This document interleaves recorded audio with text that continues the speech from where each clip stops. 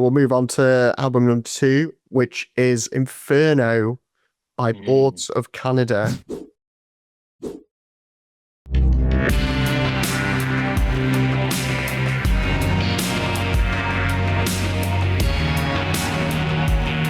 This is one that I wasn't massively inspired by, so I'll let you take the lead on this one. On what did you think to Boards of Canada?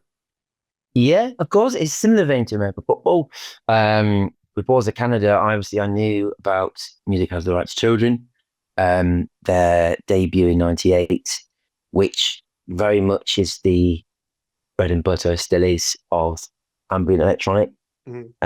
It's the pretty much the catalyst of what's come after it. So that's always been on every list, every fanatic of electronic music. So, and it's their first in, I believe, 13 years. So again, similar to American football, there's a lot of press around it, a lot of hype around this record for being away so long. They are only Scottish duo, I believe, and they are, yeah. I mean, they're this first listen for me, I think, was again, it has moments of, it's for that one of those albums where it's a headphone album, and it's an album you have to listen to in full, and in a dimly lit room, looking out the window, kind of forlornly, and it's very much their catalyst of who they are as a band. It's it's pleasantly unnerving, I would say. Moments makes you, it's jarring in times, and the moments it's beautiful. I love how they incorporate these documentary sounds, almost kind of Wall-E, Portal GLaDOS, with that glitchy electronics, which just brings that light of that nostalgic feel that this band bring, and that's why a lot of their fans love them for it, because it makes them feel young, naive, free. So yeah, very imaginative. They're very original in their sound. I don't think you can really pin it on another band sounding like them. So yeah, I loved it for how different it is, how different they are, and it's nice to see them back after so long. Again, I'm similar to you. It's not my usual avenue that I listen to, but I have friends that are absolute lovers of electronic, and I just had to have a little gander. And yeah, I really, really enjoyed first listen, second listen. I think I'm halfway through my third, which again disrupts the flow. Yeah. It's I'm halfway through it, but yeah, I really, really loved it. Great What's stuff. your Yeah, what's your opinions on it? yeah, I mean, I probably came in like quite unfamiliar with Boards of Canada, like certainly their back catalogue. The only album I vaguely remember listening to is their last record 13 years ago, Tomorrow's Harvest. Like the cover of that one, when I was flicking through Apple Music, kind of rang a bell. I know from Andrew and Kylie, they certainly like definitely the first couple of albums, particularly that first one that you mentioned, is like the classic material that I need to go back and kind of do my research on at some point. So yeah, I think based off that, I didn't have too much expectation on this one, other than knowing that they are this like highly revered band. Obviously, I do like my electronic music, so I was really looking forward to really digging into one of their projects. Um, pretty much for the first time. Like I said, I remember listening to Tomorrow's Harvest, but it's not one that I've gone back to. So yeah, it felt like a fresh listen. Um, but yeah, I must say, sadly, this is one that I've played a bunch now, and it's still just not pulling me in. Um, it's one of those where I can appreciate what they're going for, and I can see what the appeal, certainly see what the appeal is. Like it's like this industrial, like dystopian epic that feels like I know you mentioned like the documentary sounds in there. It feels like a movie soundtrack to like the hellscape that is planet Earth in 2026. It was like if this year could have like a movie soundtrack, it would probably be Inferno by Boards of Canada. That's how it feels.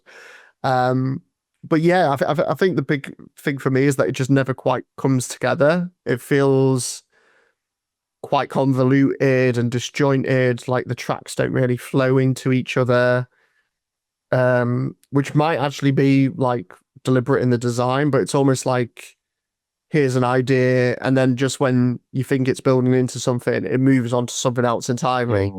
And I end up leaving like feeling a bit deflated, like I'm just waiting for the payoff, and it never quite comes. And then I think because of that, like the times that I have played it, it's like you say, it's good headphones records that you can just stick on and have on.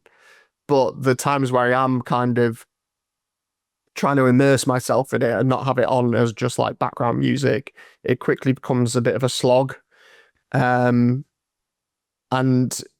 every time, like that, I think it's that first run of tracks I struggle with, and then when is it Naraka comes in, that's the one that kind of saves the day for me. It's just these wonderful like spacey synths, that lovely like Oriental influence to the music.